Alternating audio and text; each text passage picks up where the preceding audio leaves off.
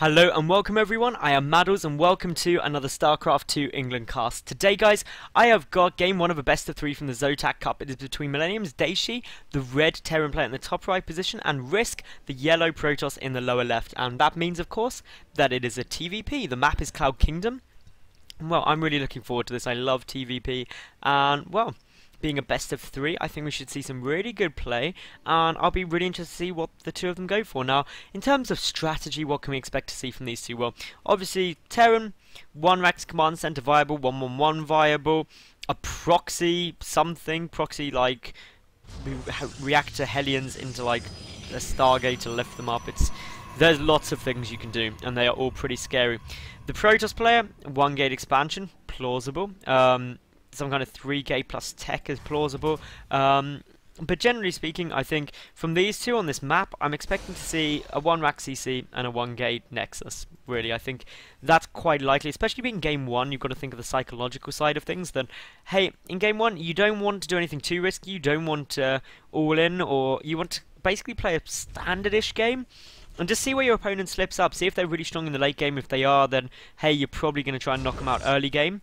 If they're weak in the early game, then maybe you'll be a bit more aggressive, a bit less aggressive in game 2. So that is generally what you try and work out and feel out. And it's quite difficult for people to understand the psychological side of a best of 3 unless you play a lot of them. You need to really understand that on a ladder, you're only playing against one person once, and it's unless you're really at like the top of Grandmasters or something, or something like that, you're not going to be playing against the same people on a regular basis. So it's more difficult to tell what's going on, whereas obviously in a best of 3 you've got to adapt to their own playstyle, and they'll try and adapt to yours as well, and your strengths and weaknesses. So interesting to see how that plays out in best of 3s. It's even more prominent in best of 5s and of course best of 7s. That's when it gets really, really interesting, and you've got to have so many builds available to use under your belt. So that is all quite cool. Meanwhile, obviously the Cybercore coming down the gateway there, the 1 gas, all looking fine. The 1 gas coming down from Dayshi, so it's not going to be a 1 Rax command center.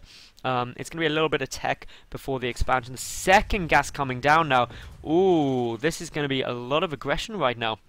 I called this completely wrong apparently. And of course no scout has gone out yet from RiSK.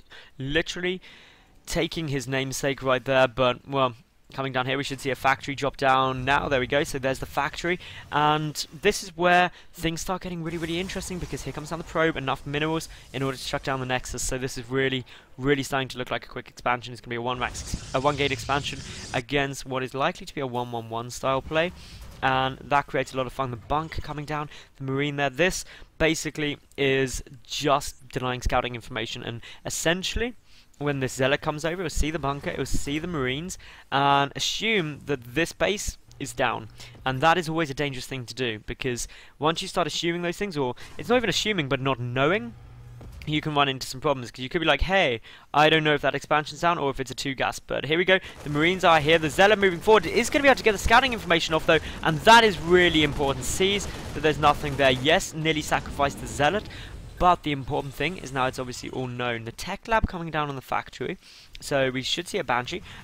Meanwhile, we've got just, well, the reactor coming down here. We've got not much in terms of units coming out, but it'll be interesting to see how this plays adapted now by RiSK to try and accommodate this. But he's already chucked down that 2nd gateway quite quickly. He's got up, obviously, the warp gate tech. There comes down the 3rd gate. He's going to start pumping out more units. He's going to be able to get into a very nice defensive position. Here we go. The tech lab coming down on the factory as well, so really, really teching up quite heavily.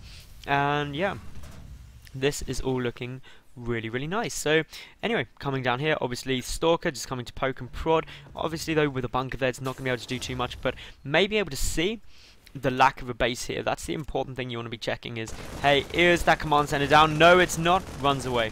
And this is good play by RiSK in my opinion. He now knows that this is definitely a 1 base play. He has sacrificed a little cloak coming down though. This is a big commitment to Banshees. Meanwhile, this factory not doing anything yet. And I use yet because it should do something shortly.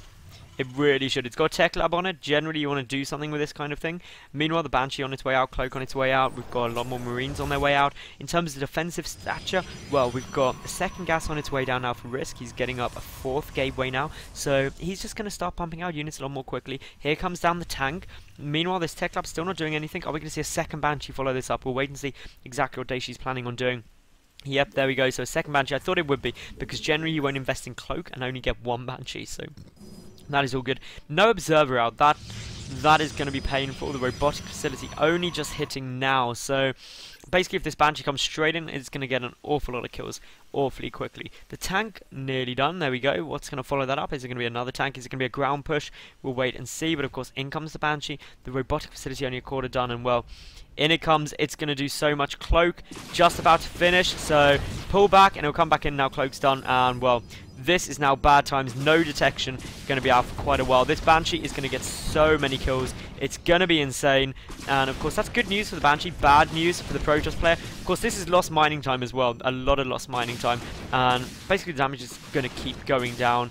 Longer and longer and longer. Sentry gets taken out as well. This is great damage out of Dayshi. 7 kills on that already. Going to see even more. Of course, the energy on that Banshee is slowly ticking away, but wow, this is just doing so damn much. This is not fun to watch. Chrono boosting out that Observer, trying to get it out ASAP. Another Banshee coming down the back though. 2 Stalkers are there, but of course the Observer is only going to be able to be in one place at once. There comes out the Observer, but well, where's that second Banshee? Where is it? Well, we've got one there. Where's the second one? Where's it gone? Actually, no, it's just come up here. This is such a good play because all the Stalkers follow the first Banshee. This is so much damage. The first Banshee does get picked off though. That is quite unfortunate for it, but still, the damage done here has been pretty huge. 14 workers killed. That has leveled out the worker count, even though RiSK has had the second Nexus out for so long. It's been chrono boosting out of it. More tanks are down. Siege mode is done. Meanwhile, more Banshees coming out as well. This is quite a scary force. And if we look at the army supply, 40 to 30 in favour of the Terran. And of course, there's also a really quite a large tech advantage here for the Terran as well. And that's because essentially all we're seeing down is Stalkers. We do have the Immortal coming out now, which should get there before the push. And it looks like RiSK actually going to go meet Dayshi in the centre of the map, trying to basically engage this force before it gets the siege up, which wouldn't be a bad move. Needs to be careful though, just because of the amount of units coming across. And well, in terms of reinforcements, we've got another Banshee in production as well. And in terms of the worker count, well, we're looking at 30 to 32 in the Protoss' favour. But oh, this could be quite dangerous because the Banshee drawing over a lot of those Stalkers. And well, there's the siege up. Luckily, those Stalkers are able to get out and get back. Needs to be very, very careful. It looks like Daishi's actually going to try and position up here. That's quite an interesting position to get into. Of course, that one Immortal is out now. The second Immortal getting chrono boosted out ASAP, but here we go. The Banshee's got to be careful. The siege needs to go down pretty soon. There we go, and of course now it's just about baiting, trying to coax these units back, and of course every time those siege tanks get a shot off, it is good news. They're unsieging Dayshi, moving forward even further. A couple of reinforcements badly rallied, unfortunately, which means that they are going to their death pretty much, but here we go. The engagement coming in, there comes down the siege. The Immortal needs to get focused down ASAP. One falls very, very quickly. The other one not getting focused yet, but there we go. Great damage being done here by Dayshi, and while the tanks have been taken out, there is so many Marines here. One of the Banshees still up as well. Of course, some SCVs being used to soak up a bit of fire. Of course, Pylons getting taken down. Another tank on its way through. Does get the siege up. That robotic facility should be able to pop out the Immortal before it goes down, but the Immortal takes a big shot from the tank after the Marines work down so much with damage. Probes getting pulled. That is never a good sign, and of course, RiSK now has a siege tank as his main. That robotic facility definitely going down. 2 Banshees there. A second tank on its way up, and this is really looking like it's going to be a win for Dayshi. It would have to be some kind of miracle defense right now by RiSK in order to hold this off. There's just too many Marines, I feel, for him to be able to do that. And of course, here he goes. He's going to try and defend it as best he can, but the Marines kiting backwards, allowing those tanks to get a few additional shots off. The Immortal is still up. That's the only real saving grace. But wow, look at those massive hits go off, and there's the GG. And game 1 goes to Dayshi. So if you enjoyed that, then I will catch you at game 2 any second. Make sure you like this video, leave a comment, and subscribe, and I'll catch you at game 2 any second. See you there.